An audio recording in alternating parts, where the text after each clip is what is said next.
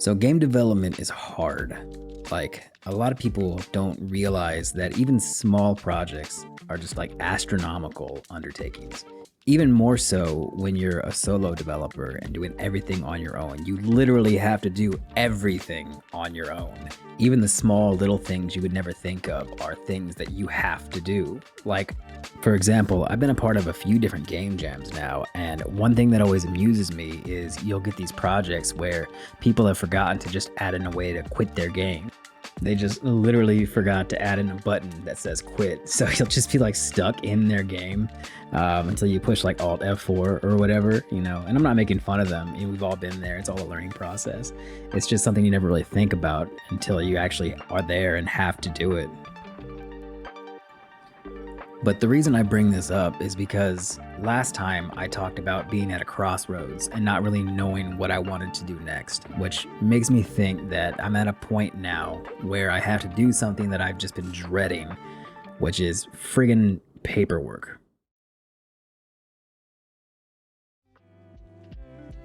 If you know anything about game development, then you're probably familiar with the term GDD, which stands for Game Design Document, right? Like, if you're not, then what that is like a Bible, essentially, for the development of a game. Like, for anybody who wants to know anything about your game, they can go through and this will have all the answers to it.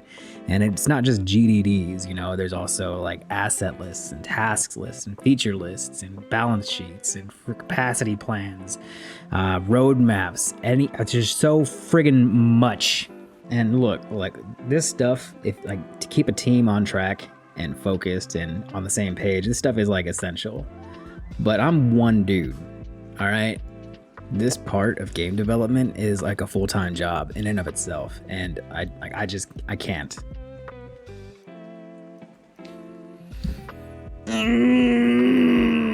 This being said, you know, I think that there is something important about putting pen to paper, so to speak, and you can't know where you're going unless you know where you want to be. So I'm gonna do some kind of freaking simplified asset feature combo thing just to kind of get my ideas on paper and figure out what it is I should be focused on. Unfortunately for you, if I gotta do it, then you gotta watch. So get ready for the super epic Google Sheets montage.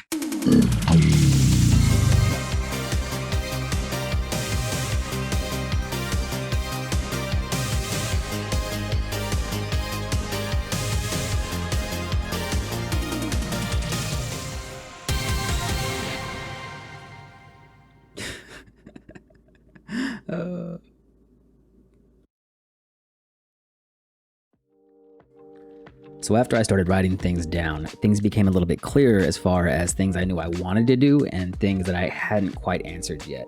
But before we get to that, let me break down exactly how I decided to organize things. I chose to put things into 6 different categories, and from there they would stem into various subcategories based off of what I thought made the most sense to me. Now, I'm not going to put down every single thing that I wrote down, but just know that within all of these subcategories, there's like lists and lists of stuff that I thought would be applicable to each, as well as notes about various things like how I want them to behave and, you know, etc., etc. Now, I really don't want to do a roadmap or anything like that, or like force myself to try and do one thing at a time. My brain is kind of like scattered. I get bored easily, and I like to jump around and work on essentially whatever I feel like at the time, which is probably what I'll end up doing. Yeah, that's just me. Now, bear in mind that I'm not an authority on this. There's definitely no right or wrong way to do this. This is just the way that I thought would be easiest for me. It's definitely more art than science, which is good because I'm an artist by trade and I don't own a lab coat. I'm thinking though that since we got basic gameplay up and running, we should probably focus a little bit more on some environment stuff. The bar scene, I kind of want to be like this like pre-game overworld kind of place where you can select like equipment, weapons, that kind of thing. So I'm thinking what I want to focus on right now is probably the parking lot. That'll be our first real area where we're interacting with the zombies and whatnot. So yeah, let's get started with that. Let's do some of that.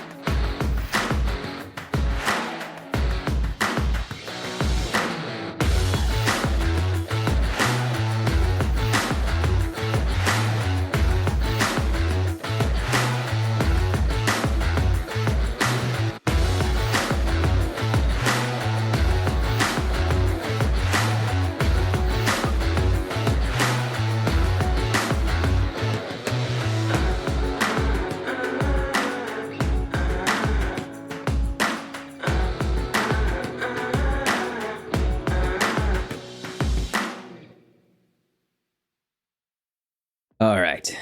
There's a small push. Didn't get as much done as I wanted to, but it's all good. Here's kind of where we sit. Yeah. I got some basic gray boxing done, trying to figure out how I want my level laid out. You know, I have this idea of this bar right here. This is where it's going to be. My idea is that every single time you actually start playing the game, you're going to come out of this bar going this way. And you'll be in this parking lot, right? And I got some general idea of things laid out where I want cars to be, maybe some motorcycles. Yeah, you know, it should be a pretty simple area to get through, and then you'll move on to the other areas. I'm thinking about putting like an optional area over here that's like a drive-through, maybe some kind of fake McDonald's or something. And then you'll run over to the right here, and this will lead to the other like street block areas. I kind of want to do kind of like a procedural thing, not totally procedural, but where you're not really sure which map is going to come up next. We'll see. I don't know. We'll figure it out. One thing I wanted to make sure that was done well, since it's going to be used in a number of places, is like this asphalt texture right here. I actually followed a tutorial. Let's see if I can find that guy's name real quick. I actually found this Warren Tarmac tutorial by Nathan McKenzie. Substance Designer is just one of them programs that I just haven't got around to learning yet, and I thought this would be a good opportunity to do that. And this tutorial was pretty friggin' thorough, I tell you what. So if you want to learn some stuff, you know, head over there and give that a watch. After following that tutorial, I was able to change some things around a little bit and get what I needed actually pretty quickly. Let me pop this guy open real quick. Hold on a second. Yeah, essentially I was able to make 4 different versions of this asphalt texture. And from there, I'm painting on the vertex colors to mask out the different channels and blend between those 4 different textures to give myself a little bit of variety. This is a technique you see pretty commonly. It's not super fancy or nothing like that. It's just a really easy way to mix things up and blend things together a little bit so you don't get that repeating tiling texture that's like super obvious.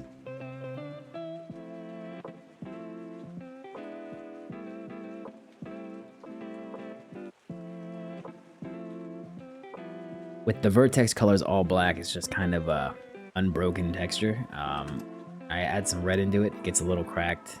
Green is very cracked, and then blue is kind of like this wet texture effect, which is actually pretty nice looking. Yeah. I still need to figure out how exactly I'm gonna do like my parking lot lines and stuff like that, my lane lines, and then I really want to do a big modeling push, so I'll probably do that. Work on that a bit between videos. We'll see. Now I need to take a break. This has been a lot more than I expected it to be. But yeah, that's kind of where we sit so far. Let me know what you think, and take it easy.